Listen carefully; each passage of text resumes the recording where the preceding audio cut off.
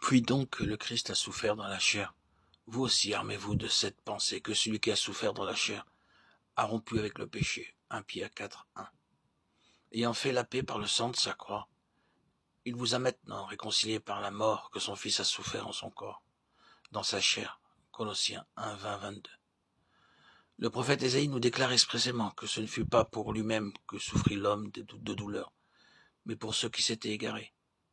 Le Christ fut, de par la volonté prédéterminée du Père, l'offrande pour le péché, brisé et meurtri pour nos iniquités.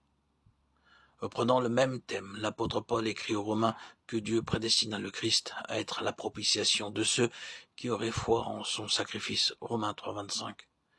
Car c'était à cette unique condition que Dieu pouvait pardonner le péché, en même temps que manifester sa justice à un monde perdu et corrompu. Ainsi Dieu n'épargna pas son Fils unique. Il ne s'épargna pas lui-même, car il est écrit que Dieu était en Christ, réconciliant le monde avec lui. Voilà la bonne nouvelle de paix que doivent proclamer les messagers, ce que le Christ ressuscité a créé, ambassadeur auprès des âmes qui périssent, pour supplier celles-ci d'être réconciliées avec Dieu. Ils doivent plaider avec elles, comme si Dieu lui-même le faisait par eux. Mais l'apôtre ne révèle pas uniquement le côté propitiatoire du sacrifice de Christ, lorsqu'il fut seul à fouler au pressoir, Ésaïe 63, 3. Il enseigne expressément l'union nécessaire avec Christ en sa mort, l'union des rachetés avec celui qui paya leur rançon. Unis au Seigneur dans sa mort, nous sommes réconciliés avec Dieu par lui. Il y a là une réconciliation qui implique l'union, et cette union entraîne immanquablement la sanctification. Le sacrifice du calvaire ne doit pas rester quelque chose d'extérieur à nous-mêmes.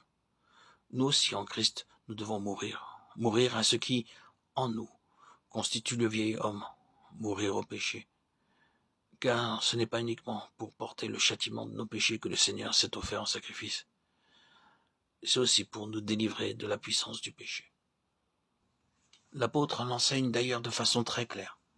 Il écrit aux Colossiens, « Vous êtes réconciliés avec Dieu par la mort que son Fils a soufferte en son corps, dans sa chair, pour vous faire paraître devant lui saint, sans tache, irrépréhensible. » C'est donc par la croix que doit passer à son tour celui qui est réconcilié avec Dieu.